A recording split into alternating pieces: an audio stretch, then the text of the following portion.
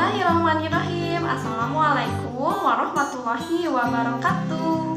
Hai teman-teman, saya Holis Martia, mahasiswi Universitas Pancasakti Bekasi dengan nomor induk mahasiswa 18620700033. Teman-teman, pada kesempatan kali ini izinkan saya untuk memenuhi salah satu tugas pengganti UAS mata kuliah Manajemen PAUD bersama dosen pengampu Dr. Rita Aryani MM untuk membuat proyek UAS berbentuk video ini yang akan menjelaskan mengenai pengelolaan peserta didik pada lembaga PAUD.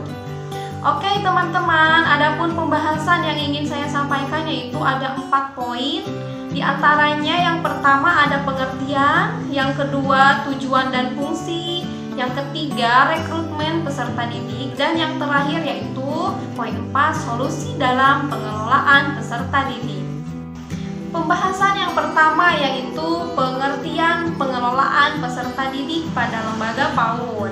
Ini ada menurut para ahli, yaitu menurut Hendayat Sutopo dan Wasti Sumanto pada tahun 1982, pengelolaan peserta didik adalah merupakan suatu penataan atau pengaturan segala aktivitas yang berkaitan dengan peserta didik, yakni dari mulai masuknya peserta didik sampai keluarnya peserta didik tersebut dari satu sekolah atau suatu lembaga. Selanjutnya, menurut para ahli yang kedua yaitu Knesaivis tahun 1961,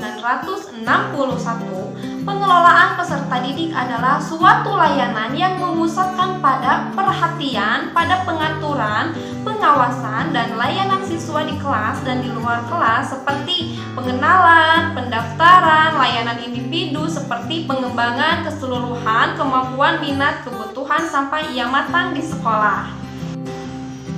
Nah, itu menurut para ahli. Selanjutnya nih saya simpulkan bahwa pengelolaan peserta didik juga dapat diartikan sebagai suatu proses pengurusan segala hal yang berkaitan dengan siswa di suatu sekolah, mulai dari perencanaan, penerimaan siswa, pembinaan yang dilakukan selama siswa berada di sekolah, sampai dengan siswa menyelesaikan pendidikannya di sekolah.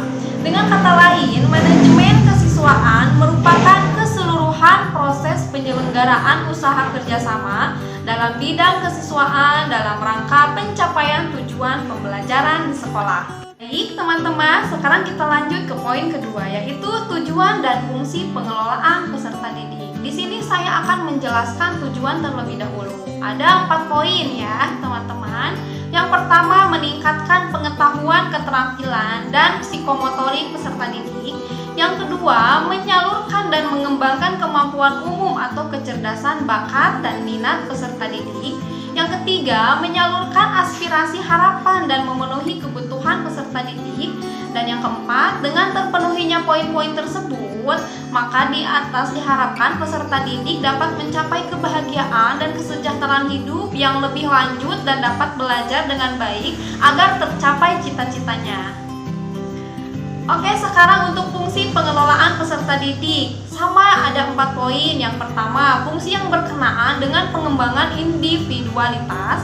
Yang kedua, fungsi yang berkenaan dengan pengembangan fungsi sosial peserta didik. Yang ketiga, fungsi yang berkenaan dengan penyaluran aspirasi dan harapan peserta didik.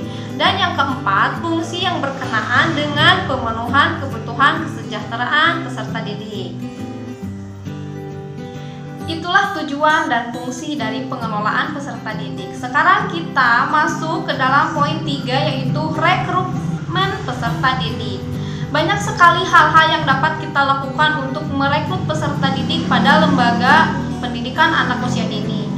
Yang pertama, kita harus melakukan iklan atau open house. Biasanya dilakukan untuk memperkenalkan sekolah. Yang kedua, melakukan pendaftaran. Biasanya dilakukan untuk mengisi formulir-formulir pendaftaran. Yang ketiga, syarat-syarat pendaftaran. Diperlukan untuk mengetahui segala sesuatu yang berkaitan dengan kondisi peserta didik. Adapun syarat-syaratnya seperti orang tua mengumpulkan akte kelahiran, KK, dan sebagainya. Yang keempat, mengadakan seleksi. Yang kelima, pengumuman. Dan yang keenam, orientasi calon peserta didik. Lanjut teman-teman, sekarang kita masuk ke dalam poin 4 yang terakhir, yaitu solusi dalam pengelolaan peserta didik. Bagaimana teman-teman caranya? Ada beberapa poin yang mau saya sampaikan. Yang pertama, membantu guru agar mengerti perbedaan di antara siswa yang menjadi pusat belajar atau guru yang menjadi pelaksanaan kurikulum. Yang kedua, dapat mengingat dan mengenal anak-anak dengan begitu cepat di awal tahun ajaran. Yang ketiga, menyapa anak di pagi hari sangat penting bagi guru pengelolaan atau tenaga kependidikan seperti opening ceremony. Dan yang keempat, menegakkan disiplin bagi anak-anak maupun gurunya di sekolah. Dan nomor yang kelima yaitu menangani anak berkebutuhan khusus.